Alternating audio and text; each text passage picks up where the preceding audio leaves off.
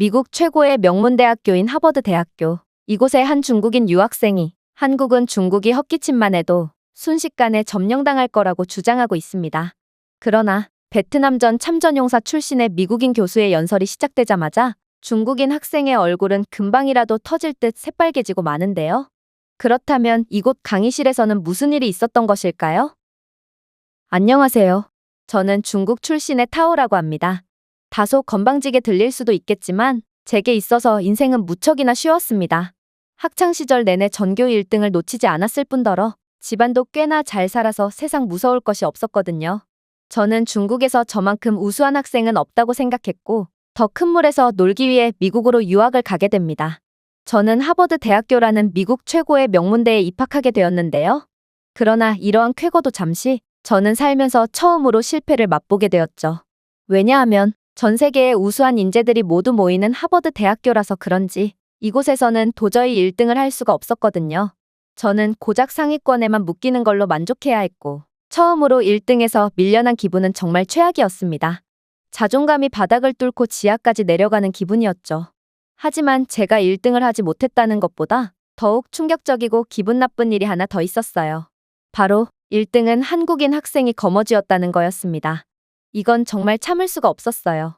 평소 만만하게만 생각했던 한국놈이 수많은 중국 학생들을 제치고 1등을 차지하다니 이건 치욕적으로까지 느껴졌죠. 그래서 저는 중국의 자존심을 회복하고자 하루도 안 쉬고 밤새 공부하며 한국인을 1등 자리에서 끌어내리려고 노력했습니다. 그러나 결과는 같았어요. 저는 상위권에서 조금 더 올라간 수준이었고 한국놈은 다음 시험에도 1등을 차지했거든요. 저는 이러한 사실 자체를 받아들일 수가 없었고 비열하고 야비한 한국인답게 무슨 꼼수를 써서 좋은 성적을 받았을 거라고 생각하게 됩니다. 그리고 이러한 야비한 수에 대응하기 위해 저 또한 비겁한 술수를 사용하기로 했죠. 바로 이 한국놈의 멘탈을 흔들어서 자존감을 박살내는 방법이었습니다. 자존감이 떨어질수록 집중도는 낮아진다는 사실은 연구 결과가 증명하고 한국은 역사적으로도 중국의 지배를 받아온 소국이기에 저는 중국인으로서 한국인의 멘탈을 확실하게 박살낼 자신이 있었습니다. 그렇게 저는 한국인 경수에게 말을 걸었어요. 이봐 경수, 이번 시험에도 1등을 한 걸 보니 평소에 꽤나 열심히 공부하나 봐. 그런데 이걸 어쩐다. 한국 같은 소국은 중국이 입김만 불어도 사라져 버릴 텐데 말이야. 한국이 아무리 미국 앞에서 알랑방귀를 낀다고 해도 이제는 중국이 미국의 군사력을 압도한 상황이기 때문에 네가 졸업할 때쯤이면 한국이라는 나라는 중국의 소수민족쯤으로 전락해 있을걸?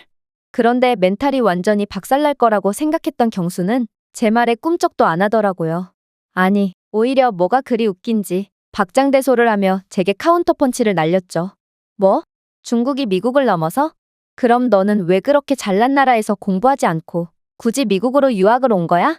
미국 내 외국인 유학생 수는 중국인이 압도적인 1등을 차지하고 있고 심지어 중국을 제외한 전 세계 유학생들의 숫자보다 중국 유학생 숫자가 더 많은 거 알아?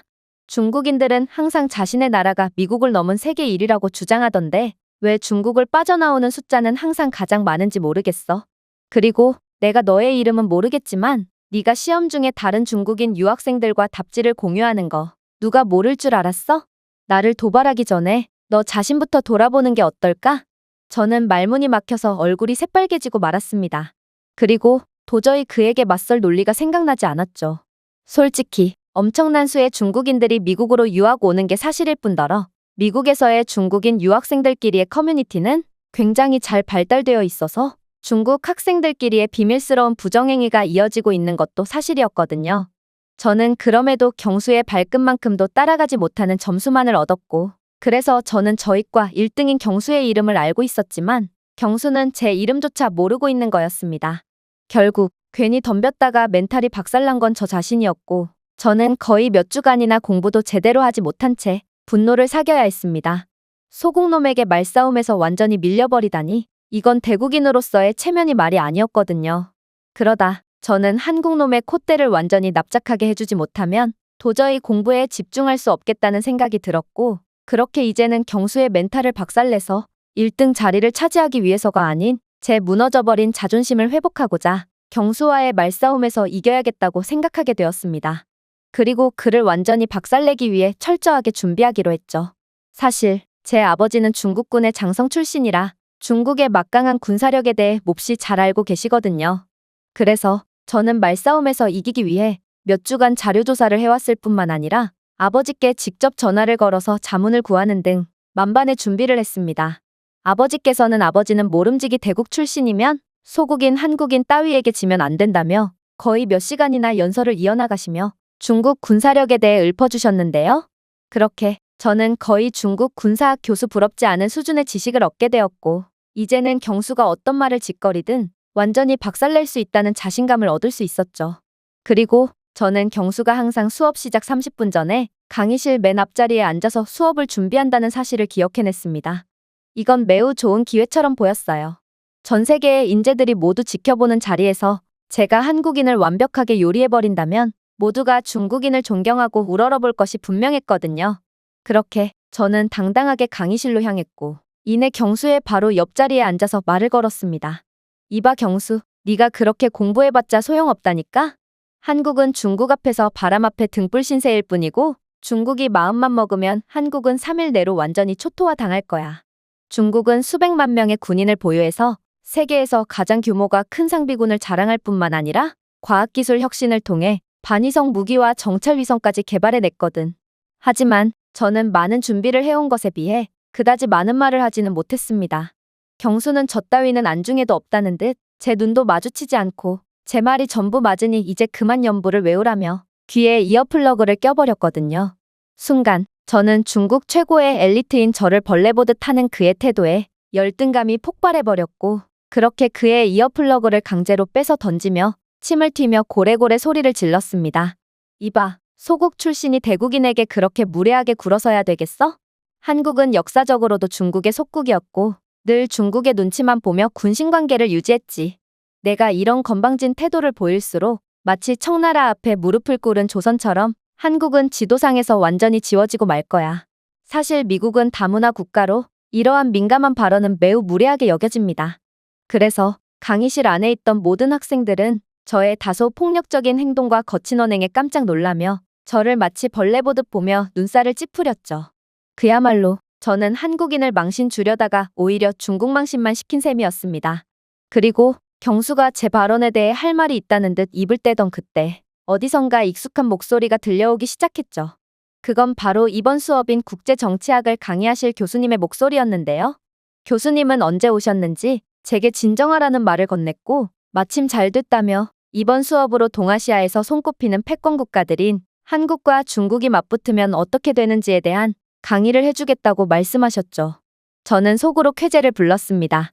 도대체 한국과 중국이 싸웠을 때 한국의 승리를 예상하는 정신 나간 사람이 어디 있단 말인가요? 이건 한국인들마저 중국의 편을 들 게 분명했고, 심지어 교수님은 이 분야에서 매우 저명하신 분이므로 이번에야말로 중국의 자존심을 세울 좋은 기회처럼 보였습니다. 그렇게 강의는 시작되었죠. 처음에 교수님께서는 동아시아의 패권국이자 아시아 최강국인 한국과 중국, 그리고 일본의 발전사와 이들의 관계에 대해 설명해 주시며 입을 떼셨습니다. 그리고 안 그래도 자신이 요즘 흥미로운 연구를 진행하고 있다며 한국과 중국이 전쟁을 벌인다면 누가 이길 것 같냐는 질문을 건네셨죠. 학생들은 순간 침묵했습니다. 아무래도 모든 학생들이 중국이 이길 거라는 것을 알고 있는 눈치였지만 이들은 세계 최강국인 중국을 질투하는 경향이 있기 때문에 중국이라는 대답을 꺼내기 꺼려하는 눈치였죠. 그러자 교수님은 지금 대답을 주저하는 이유가 뭐냐며 한국과 중국이 전쟁을 벌인다면 당연히 중국이 이길 거라는 명쾌한 답변을 내놓으셨어요. 중국은 수백만 명의 상비군을 운용하고 있고 미국 다음으로 국방비에 많이 투자하는 나라라며 플라이급 격투기 선수가 어떻게 체급 자체가 다른 헤비급 선수를 이기겠냐며 생각할 것도 없다는 반응을 보이셨어요. 하지만 그렇게 학생들이 허탈하다는 반응을 보일 때 교수님은 충격적인 말씀을 하기 시작했죠.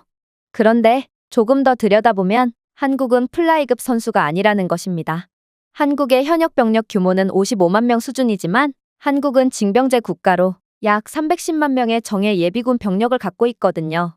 심지어 그것보다 더욱 긴급한 상황이 발생하면 5천만 인구의 절반가량이 전투요원으로 변할 수도 있죠. 즉 유사시에는 우리가 생각하는 것과는 완전히 다른 전개가 펼쳐질 거라는 말입니다. 지금 교수님이 대체 무슨 소리를 하려는 것인가? 저는 순간적으로 불안감이 엄습했습니다. 그러나 교수님은 저를 거들떠도 안 본 채 연설을 이어나갔죠. 물론 그럼에도 한국군의 승리는 쉽지 않을 것입니다. 중국은 군사무기의 운용 숫자 면에서도 한국군을 압도하고 있거든요. 중국은 전투기와 항공모함, 그리고 극초음속 무기 개발 등 군사 기술 분야에서 두드러진 성과를 내기도 했죠. 하지만 여기서 조금 더 들여다봅시다. 과연 이러한 중국제 무기들을 신뢰할 수 있을까요? 중국은 서방 국가와의 관계가 매우 안 좋은 국가로 방산 기술 이전을 기대할 수 없는 처지에 놓였습니다. 그런데 이들은 독립적인 방산 기술을 가지려 노력했지만 여전히 해외 부품과 기술에 의존하고 있는 형국이기에 공급망의 취약성을 야기할 수밖에 없습니다. 그리고 서방 국가들로부터 완전한 기술 이전을 받지 못했기에 중국이 만들어낸 무기는 완벽하지도 않죠. 이건 매우 심각한 문제입니다. 실전에서 무기가 제대로 작동하지 않는다면 괴멸적인 피해가 불가피하거든요. 그렇다면 한국은 어떨까요? 한국 무기는 서방 국가들의 수출까지 하고 있는 상황으로 특히나 K9 자주포는 폴란드 등에 불티나게 팔리며 이젠 없어서 못 팔 지경에 이르렀죠. 한국군은 70여 년 전에는 장갑차조차 없었지만 매우 짧은 시간 만에 전 세계로 첨단 무기를 수출하는 군사 강국이 된 것입니다. 즉, 한국은 세계에서 인정받는 독립적인 기술을 갖는 데 성공했고 이건 중국과의 가장 결정적인 차이라고 볼 수 있죠. 한국이 독자적으로 생산하고 있는 K2 전차와 K9 자주포, KF-21 전투기, 대구급 호위함을 포함한 다양한 첨단 군사장비는 이미 세계의 검증을 마친 최고의 무기들이고 이러한 자립화는 외국 무기 공급업체에 대한 의존을 막고 특정 국방 수요에 대한 맞춤형 해결까지 가능케 하고 있습니다. 또한 한국군은 독자적인 군사훈련뿐만 아니라 미군과의 연합훈련도 정기적으로 시행하고 있기 때문에 한국군의 경우 실전 상황 시 100%는커녕 200%의 효율을 낼 수 있는 것이죠. 그야말로 한국은 방산기술 혁신을 이뤄냈고 이런 기술력을 가진 국가라면 시간이 갈수록 한국군의 성장세는 더욱 두드러질 것입니다. 물론 한국의 외교 기술도 빼놓을 수가 없죠. 한국은 미사일 방어 시스템과 패트리언 미사일 포대, 그리고 고고도 미사일 방어 체계를 포함한 첨단 미사일 방어 시스템을 개발함으로써 웬만한 탄도 미사일 위협에 이미 대응을 완료했지만 미국이라는 든든한 우방국과 상호방위 조약을 맺은 상태고 세계 대부분의 국가들과 원만한 관계를 유지하고 있거든요. 이는 유사시에 적극적인 인적 물적 지원을 받을 수 있다는 뜻이기에 절대로 무시할 수 없는 요소라고 할 수 있습니다. 반면에 중국의 외교술은 가히 최악이라고 봐도 무방합니다. 중국은 유사시에 다른 나라들에게 도움을 받기란 불가능에 가깝고 서방 세계에 의존하는 부품 수급도 전혀 할 수 없게 됩니다. 즉, 한계가 너무나도 명확하다는 말이죠. 저는 떨리는 몸을 도저히 진정시킬 수가 없었습니다. 교수님이 말씀하시는 내용을 들어보면 이건 꼭 결국 중국은 한국에 패배한다는 말 같았거든요. 그런데 이런 제 마음을 아는지 모르는지 교수님은 물을 마시며 목을 풀더니 이내 연설을 이어나갔습니다. 그럼에도 한국의 승리는 쉽지 않을 것입니다. 중국군의 이내 전술은 역시나 많은 부담이 될 거고 아무리 실력이 뛰어난 복서라도 체급을 뛰어넘는 건 불가능에 가까운 일이거든요. 아무래도 한국군과 중국군의 대결은 난전 끝에 중국의 승리거나 잘 쳐봐야 무승부로 끝날 것입니다. 교수님의 말씀에 학생들은 김이 샜다는 듯 실망한 표정을 짓기 시작했어요.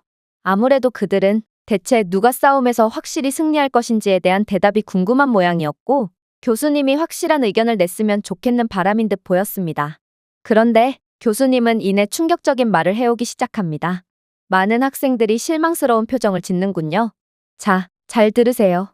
제가 지금부터 아주 재미있는 이야기를 하나 할까 합니다. 지금까지의 설명은 여러 통계와 분석 자료를 통한 객관적인 분석 시의 결과고 제 개인적인 경험을 고려한다면 이 전쟁은 다시 생각해 볼 필요가 있거든요. 교수님의 말씀에 저희 학생들은 일동 귀를 쫑긋 세우고 들었고 특히나 중국 학생들은 더더욱 긴장을 하며 교수님의 말씀을 경청했죠. 중국에 있어서 군사력은 어찌 보면 가장 중요한 요소라고 봐도 과언이 아니고 많은 중국인들이 중국이 유일하게 미국에 대항할 수 있는 부분이 바로 군사력이라고 생각하고 있거든요. 그런데 교수님이 입을 떼는 순간 상황이 미묘하게 흘러가기 시작합니다. 사실 나는 베트남전에 참전한 참전용사입니다. 나는 미군 소속으로 한국군과 등을 맞대고 싸운 경험이 있고 아무래도 실전에서의 한국군의 모습을 짚고 넘어가지 않을 수가 없을 것 같네요. 미국은 참전용사를 존경해주는 분위기기에 강의실은 일순간 환호성으로 가득 찼습니다. 그리고 마치 할아버지에게 옛날 이야기를 듣는 손주처럼 귀를 쫑긋 세우고 교수님의 말을 경청하기 시작했죠. 베트남전은 정말 끔찍했습니다. 베트남에 미친 듯한 더위도 그렇고 베트콩의 부비트랩도 고역이었죠. 하지만 미군들 사이에서 그 무엇보다 두려웠던 존재로 여겨졌던 건 바로 한국군이었습니다. 한국군은 제대로 된 지원도 못 받고 실전에 투입되었지만 특유의 정신력 하나만으로 베트남 전역을 공포에 떨게 만들었거든요. 교수님은 악몽 같았던 그때가 생각난다는 듯 이마에 맺힌 땀을 닦으시며 연설을 이어나갔어요. 인정하겠습니다. 저희가 처음 본 한국군은 정말 실망스러웠다는 걸요. 부대원들 중에는 한국이 나라인 줄도 모르는 경우도 있었고 실제로 한국군은 제대로 된 장비나 물자도 없는 상태로 투입되었죠. 그들의 첫인상은 그저 몇 달 정도 훈련받은 애송이 민병대원쯤으로 보였어요. 그러나 순박하게 미소를 짓던 한국군은 실전 상황이 닥치기만 하면 눈빛 자체가 변하더군요. 이들은 잘 훈련된 미군들보다 훨씬 강한 전투력을 자랑했고 이내 전장을 휩쓸기 시작했죠. 백병전과 야간매복 등 실전을 겪어야만 잘할 수 있는 전략조차도 한국군은 너무나도 쉽게 응용해냈고 동맹군 사이에서는 한국군만 따라가면 목숨은 건질 수 있다는 소문까지 돌았어요. 제가 미신을 믿게 된 것도 바로 한국군 때문입니다. 한국군은 총격 소리와 총알이 날아오는 방향만 보고도 적이 어디에 숨어 있는지 기가 막히게 알아냈고 정말 순식간에 섬멸한 후 돌아왔거든요. 이런 한국군들의 불가사의한 모습을 보면 아무래도 과학으로는 설명할 수 없는 무언가의 존재가 있다고 밖에 설명할 수가 없죠. 미군은 기습을 받으면 지원 요청을 하느라 신출귀몰한 베트콩들을 도저히 잡을 수가 없었는데 한국군은 그러한 기습을 정면 돌파함으로써 오히려 기습을 당했음에도 모든 적들을 섬멸하는 말도 안 되는 모습을 보여주기도 했습니다. 오죽했으면 한국군과 베트콩들의 교전비는 1대 100으로 한국군이 1명 전사할 때 베트콩들은 100명이 사살당할 정도였으니까요. 그런데 한국군은 대민 지원에도 무척이나 진심이었습니다. 실제로 남베트남 민간인들이 가장 좋아하는 국가가 바로 한국이었죠. 그때의 한국군의 엄청난 전투력과 독자적인 전술, 그리고 뛰어난 외교수를 보세요. 지금의 한국과 놀랍도록 똑같지 않나요? 이래서 한국군은 객관적인 전력만으로도 판단할 수 없다는 것입니다.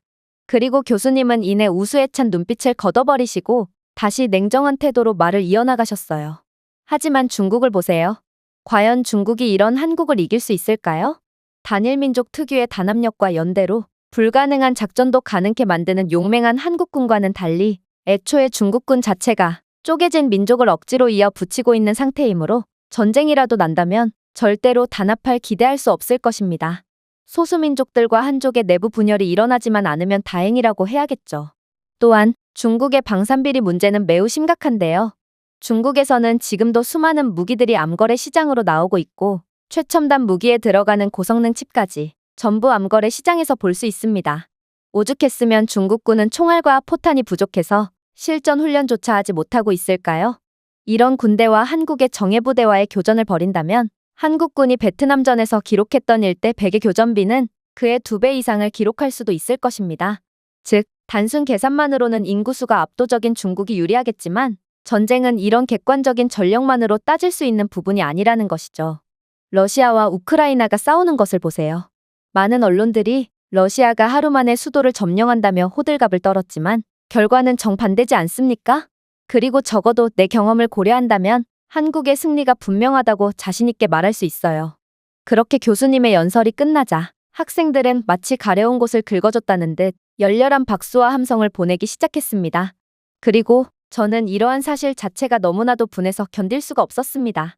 그동안 제가 중국에서 받아온 교육과 중국 SNS에서 봤던 내용들이 전부 부정당하는 기분이 들었거든요. 그러나 제가 군장성인 아버지께 들었던 말씀은 교수님의 연설로 전부 반박이 가능했고 저는 그야말로 모든 논리가 깨져버렸죠. 하지만 저는 절대로 그냥 넘어갈 수가 없었고 그렇게 한국은 역사적으로도 중국의 속국이었고 역사는 반복되므로 한국은 절대로 중국을 이길 수 없다고 주장했습니다. 그런데 교수님은 마치 잘 걸렸다는 표정으로 자리에서 벌떡 선 저를 지목하더라고요. 안 그래도 답변 드리려던 차였습니다. 아까 한국 학생에게 똑같은 주장을 하더라고요. 한국이 중국의 속국이었다고요? 그건 중국인들만 그렇게 생각하겠죠? 중국은 역사 왜곡을 통해 그런 식으로 세뇌 교육을 받으니까 말입니다.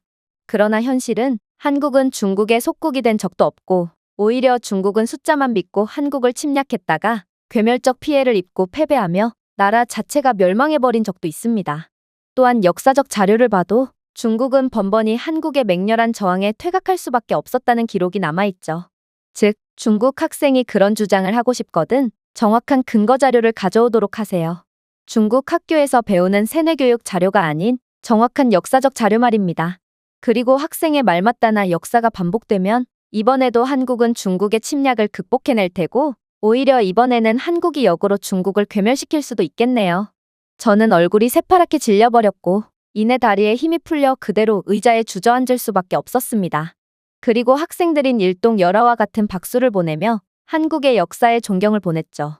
이때의 경험은 제게 트라우마로 남았고 저는 학교에서 유명 인사가 되어버렸는데요. 그러나 저는 중국의 자존심을 다시 세우기 위해 끝까지 포기하지 않을 것입니다. 저는 중국의 강력함을 믿고 반드시 교수님의 주장이 틀렸다는 것을 밝혀내고야 말 거거든요.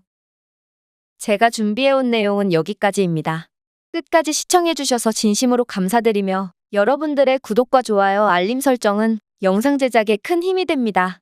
이상 세모튜브였습니다.